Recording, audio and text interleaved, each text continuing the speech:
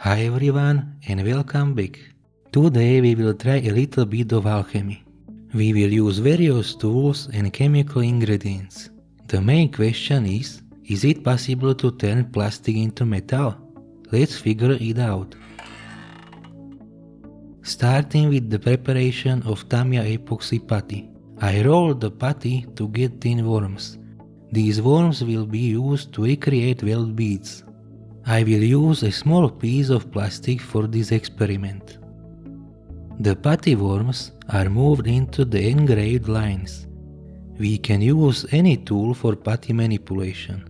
It just needs to be wet to avoid the putty sticking to the tool. To smooth the future weld beads, I use a wet finger. This also helps integrate the welds into the surface.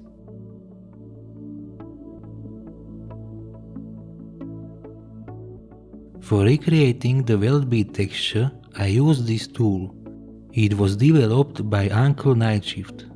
It consists of the toothpick and a shaped-in metal sheet. Here it is important to let the putty settle for at least 10 minutes. This will decrease the thickness of the putty. Also the tool must be wet, otherwise the putty will stick to it anyway. To create weld bead texture, we just start at one end of the weld and continue to the other. We can also recreate various weld bead textures. It can be more dense or sparse.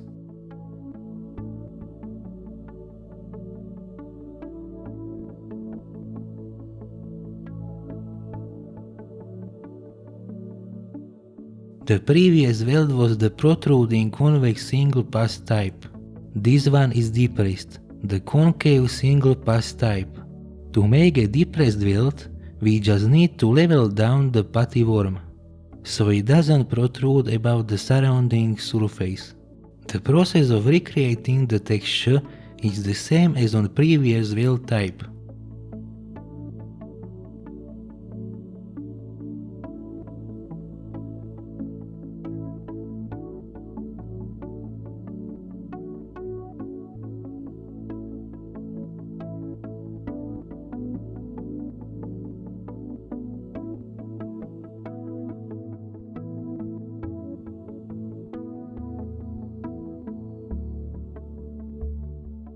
Another weld type is the multipass weld structure. This type of weld is commonly seen on Soviet vehicles. The Soviet factories left these raw weld beads completely undressed, which is exactly why they are so rough on their tongues. To recreate it, I first shape the putty into one large convex weld shape. But here we do not create the standard worm texture. Instead, we create many small worms inside one weld. This creates approximately the texture of a multipass weld. This type was mostly created with MMA welding process. Moving on to painting, I started by spraying the plastic with black primer. Black primer creates darker shadow base, perfect foundation for metallic and rusty surface. Then I took a sponge soaked with color and unloaded most of paint onto a paper tissue. After that, I applied paint in a stippling motion. The sponge creates a random texture that a brush cannot replicate. For this process, I used Vallejo acrylic paints. Vallejo acrylics are ideal here.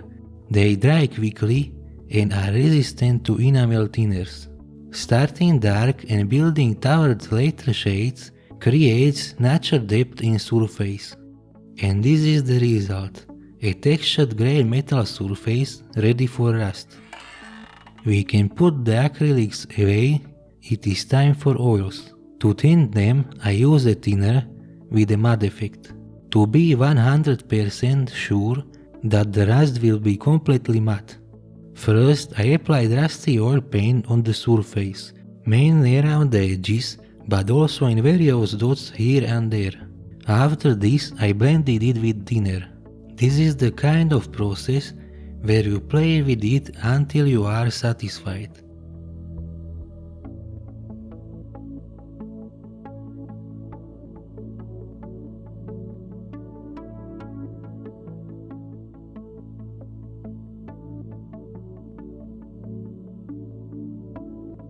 and here is the result on the whole plate.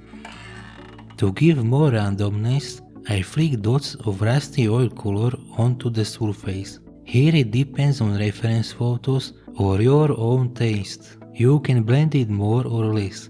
I made a mistake here and should have blended it more.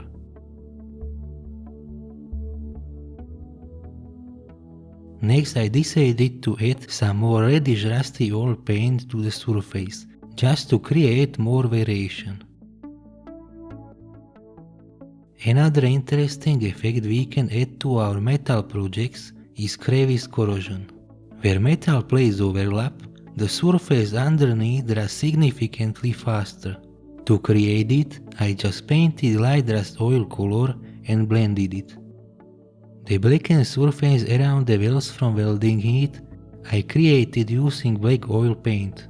First I applied it around the welds and blended it, but this time with a dry brush. This creates a smoother gradient, but you need work fast, which I did not manage everywhere. The weld beads I painted silver to represent bare exposed metal.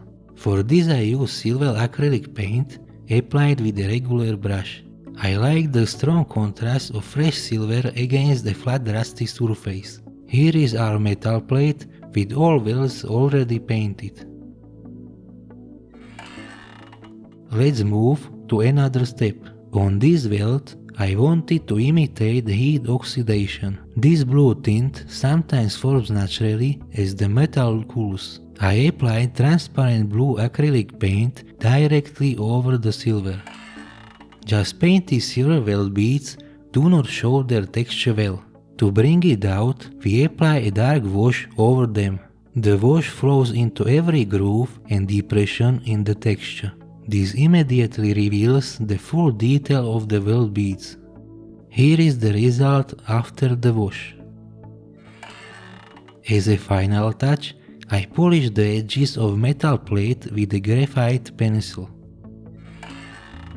Here is the result after proper camera setup. I would like to say sorry if some footage was less sharp or colors were a little off. I filmed this test when I was still using automatic camera settings. Since part 3 of Chernobyl series, I switched to fully manual focus and settings. So you can see here difference in video quality between automatic and manual settings. I hope you enjoyed at least a little this video. Please tell me in the comments what do you think about this result. Does it look like a metal plate or is it totally off? Thanks for watching and I wish you all the best.